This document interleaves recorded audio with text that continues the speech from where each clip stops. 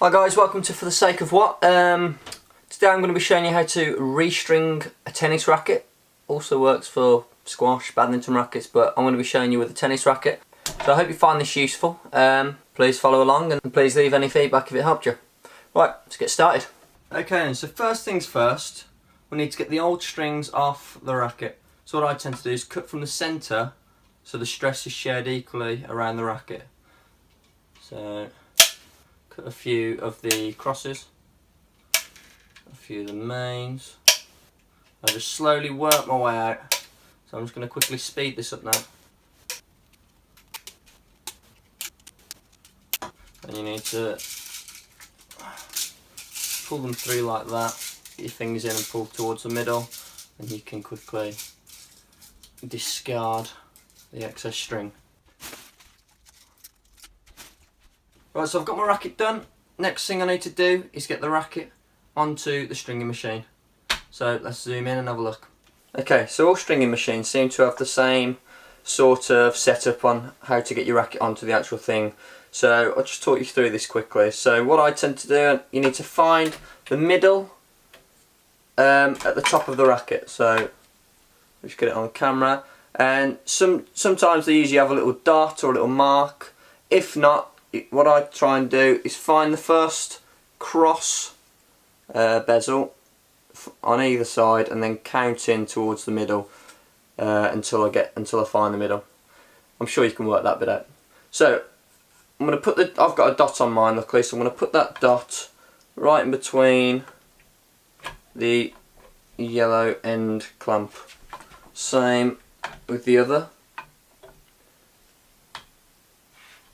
Right, so this racket head's quite big, so I'm actually going to have to make my clamps a bit wider apart. So I'm going to, underneath I've got some knobs that I can turn. I'm going to turn those and pull it out a bit. That'll just give me a bit more room to play with when I'm tightening it back up. Okay, so first thing I do is tighten these two end ones. Don't do it too tight, I always keep a loose grip when I'm tightening. And then start with your edges. I usually start with the top two. Don't tighten them all the way, not too much pressure on it. You don't want to end up cracking your frame. So just lightly do it until it touches the racket. And what I tend to do is hold the handle, give it a bit of a jiggle. If it's loose, that means you need to tighten a little bit more. So again, few little turns, and then test it again. This obviously becomes faster as you get used to it.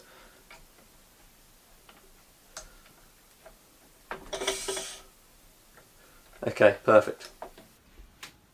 Okay, so today I'm going to be stringing a hybrid, which basically means on my mains, which are the strings that go down the racket, I'm going to have poly. It doesn't have to be a poly type string, it could be a synthetic gut. I'm going to go for poly. I always find that that works the nicest. So poly down the main body of the racket, and then to weave the crosses I'm going to be using a synthetic gut. That's pretty good because it's nice and easy to weave, especially for someone who's beginning to string. You don't want to be doing poly and poly because it can be quite tricky. Okay then, so the way I measure my string, because I don't do this professionally, it's more of a hobby for me. I don't really care about wastage, so what I tend to do, I just use my arm's length as a basic measure. So for the main string, that is going to be the bit that comes down the racket, I'm going to use 4 arm's lengths of reel. So 1, 2, 3, 4. Okay, and when I cut this, I cut it at a slight angle, so I've got a bit of a sharp edge to help me feed through. So I'm not going to cut it sideways, I'm going to cut it at probably at a 45-degree angle. That just gives me a little bit of a spike that helps feed through the holes in the racket. Right, so 4 lengths roughly if it's an oversized racket, I'll probably go 4.5 lengths. But that usually, well, in fact, it's never let me down. So unless you've got really small arms, then maybe you'd want to do 5. Okay, I've changed string because I realised that the black one probably wouldn't show up very well on the video, so I've gone for a nice yellow string now. So this is my poly. I'm going to be using my poly string first. That's the more plasticky one rather than the flexible one. So first thing we're going to do is decide which end we're going to put our first loop. By loop I mean so where the first loop's going to come out, like so. Is it going to be this end or is it going to be this end? So what you need to do is look at the end of your racket, see how many lumps you've got. You'll either have 3 or you'll have 4. If you've got 3, you're going to be starting up this end. Your first loop's going to be here. If you've got 4, it's going to be up this end. So I've got 3, so my first loop is going to be this end, okay? So I'm going to thread through this first bit of string. So this is all in the middle on the one side. Doesn't really matter which side you do it on one side of these, so make sure you're not crossing them. Make sure they're all straight and parallel. Okay, so if you're starting on the right, it goes to the right one up here. Okay, and I'm going to pull through roughly 2 lengths. 2 arms lengths, that is, sorry. 2. Okay, so this is where you're going to make your first loop. I'm going to thread it back through the one next to it, so it's going on the other side of this centre clamp now. Pull that through. So by loop I mean, there we go. It's in the bang in the middle of the racket. There we go. Right. So what you need to do now is check that the strings are the same length. So what I tend to do is, I've got a corridor just here, so I tend to walk down my corridor, pulling it along. So I pull it, keep pulling it forwards all the way until I get to the end of the string, and I just pull either side until they're equal. So I'm just going to quickly do that now.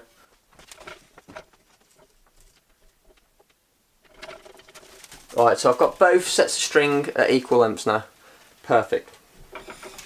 Right, so first thing we need to do is have a play around with our clamp. So I've got one good clamp and I've got one dodgy clamp, so it's quite annoying, but I've gotten used to it. I've had 2 stringing machines and both have had some sort of problem that I've had to overcome. Right then, so first thing I'm going to do is clamp one side at the opposite end to my loop. So remember, my loop was down this end, so I'm going to clamp one of the sides up this end. It's up to you which side, doesn't really matter. Obviously if you had to start your loop up this end, you'll be clamping down here.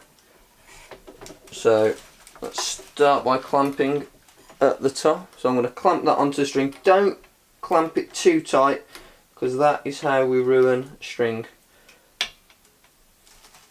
So like I said, this is quite a dodgy machine, so it takes a while. Right, when I clamp, I'm just going to make sure it's all straight before clamping, and clamp. Right, so this is where I'm going to pull tension for the first time. So let's just move the camera.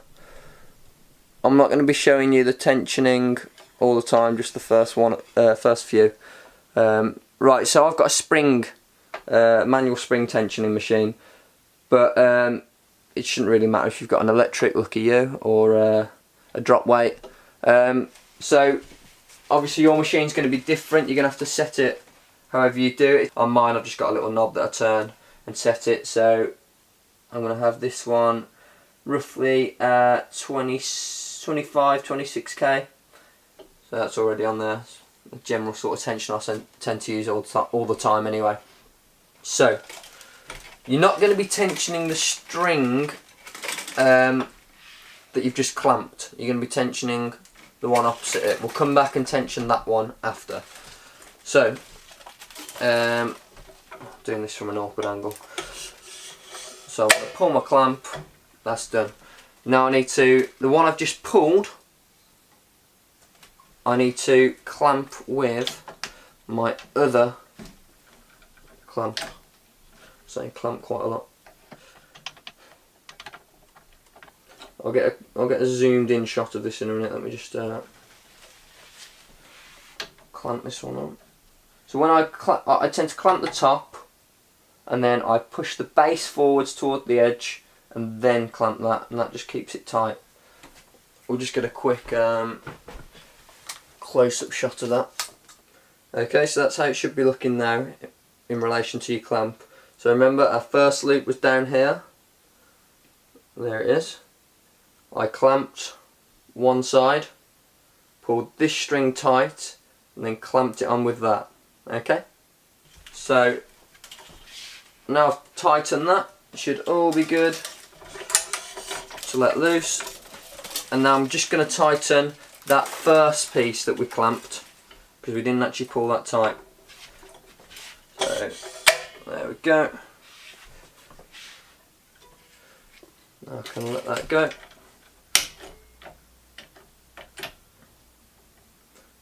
And then re-tighten it. Right, so we've got our centre done. Right, so now what we're going to do, we're going to work our way out one or two at a time. So we're going to pull through, pull the this bit through, tighten it down this end, pull the opposite one through, tighten it. So I'll do the first one or two in real time, and then after that I'm going to quickly do it. I'm going to speed it up so we can get to the end. So here we go. So I'm pulling straight through. Doesn't matter which side you start again. Pulling through, and I'm going to tighten it. I won't bother showing you the tightening. I think you can all figure out how to use your own machine. Okay, then I can release the clamp. Down you come.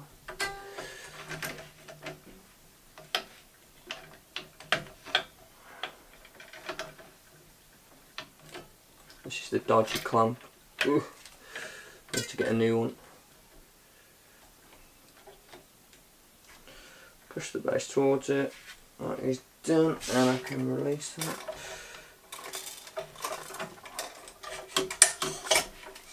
Right, so I've done that side, so we've got two centres and one there. So I'm going to do the other side now, so I'll get this piece of string, thread it through.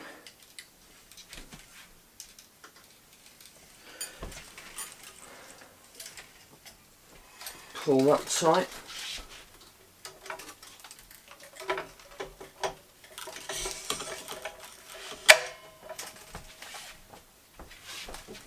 Release the clamp.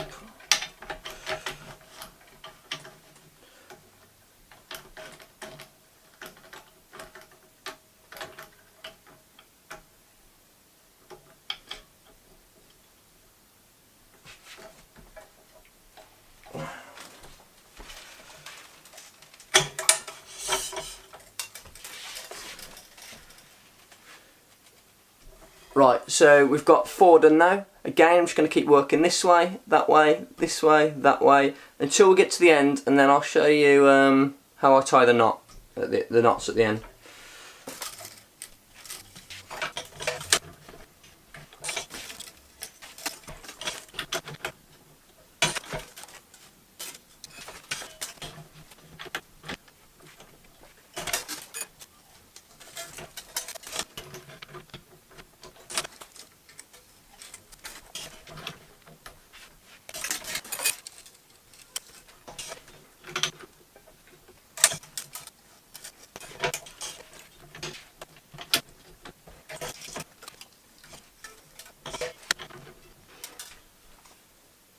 Right, so I'm getting near the end now. Right, one thing I need to point out before I go any further. So when you're doing your strings, you'll get to a point where you've got 2 grommets, little black things, that are really close to each other. Now, you're not going to thread a main, one of these, through both of them. You'll get this on most rackets. Sometimes you have 1, sometimes you have 2. So you're going to have to skip. When you see 2 close together, usually it's pointing out towards this way as well. So you need to skip that actual grommet, because that's going to be a cross. That's going to be when you're doing your cross strings. So we're going to skip this one, and we're just going to go straight into this one. And when we get up to here, it's going to be the same. So we don't put it through this one. We're going to put it into this one. Okay, so just a little warning there, and that's the same on both sides.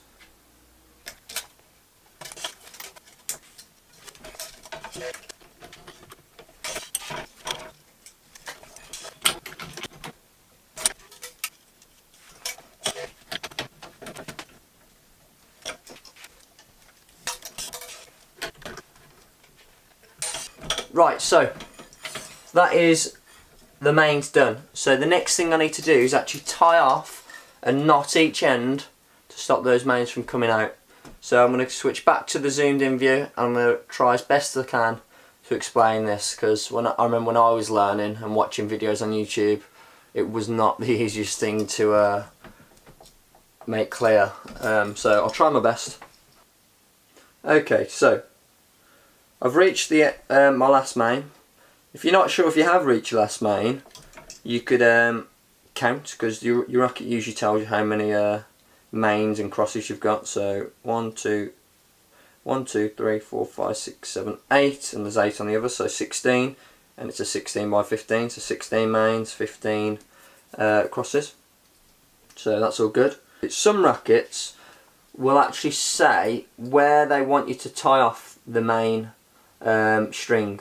This racket doesn't tell me, so what I tend to do as a general rule of thumb is just use the string next to the, so this is my last bit of string that's been pulled through, so I'll just use the actual grommet next door to it. Obviously not this cross here, because there's no string going through it, so it's this, the one next door. You should be able to push it through. If not, try using the one further down. Right, so this is going to hopefully push through quite easily. I say easily, maybe it's not. Oh, there we go. Oh. Yeah, so sometimes they do need a little bit of force. If you're really struggling to push through, what I tend to do is get one of my clamps, clamp it on the end, and then use that to push it through, like so. Didn't need to use it that time. So I'm going to pull that tight.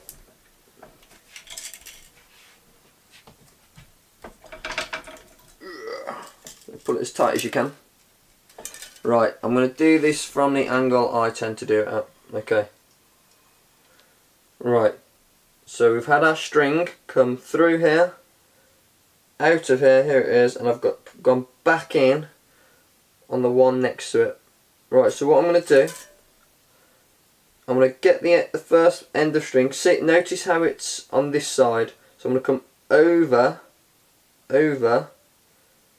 and go under there. Right, so you should have a loop at the top now. So I've got a big loop. Right, next thing, I'm going to come back up. Next thing I'm going to do, I'm going to come up through the middle of this string and the first bit that came out. I'm going to pull that, well, push that through. And what it should do is create a nice little loop for us to work with.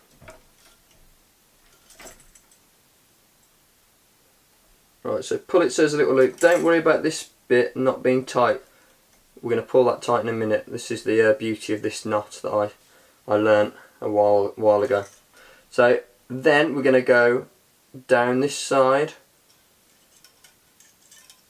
It's quite hard to do this with one hand. We'll go down this side.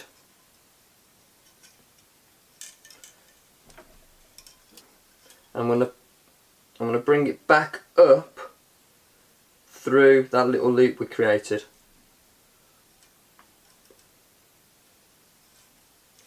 So I've took it down and I'm bringing it back up through this little loop. Right, you don't want to put it all the way though. So don't put it all the way, because we're going to use the excess to pull this bit tight. So you'll have a big loop here. You need to find, this loop will have a loose side, which will be the bit we've just put through, and a side that you won't be able to pull. So loose sides over here and the strong sides here, so we need to pull this side tight using our machine. So if we just watch here as I pull,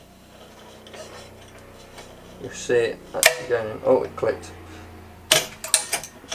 Right, then I can pull that bit through, pull it tight. I do tend to use my my pulley just to get that tight, and that's that. So once you've done that, just cut the end off and you've done one side. I'm going to quickly do the other side.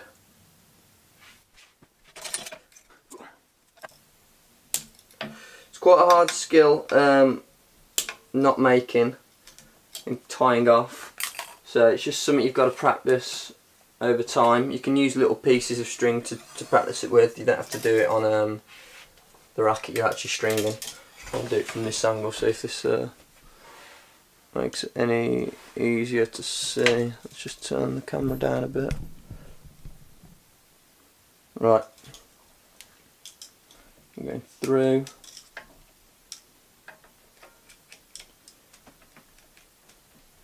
That was quite tricky, so I'm actually going to use my clamp to put that through. Just makes it a bit easier, especially if your hands are all sweaty. Oh, say that, maybe it doesn't want to go through. Okay, I'm going to recut that because it's not going through too easily, so I'm going to make that sharp bit a bit sharper.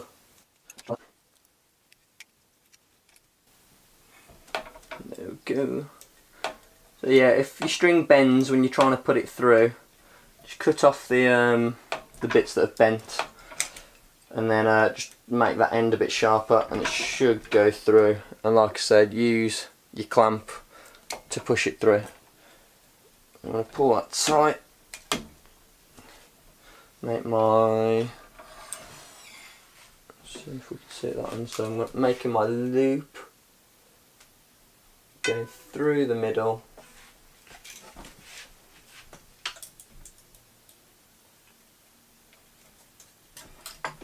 Going round again, through the little loop, finding the end that won't move when you pull it, put it into the tightener, pull it tight, pull that through,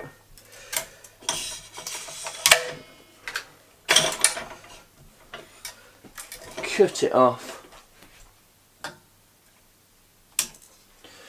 And there we have our mains complete. So you can take your clamps off as long as you're certain your knots are done. Okay, so mains complete. I think we'll do a second video for the crosses. That was quite a long video. So yeah, tune in to video 2 to see how I do the crosses.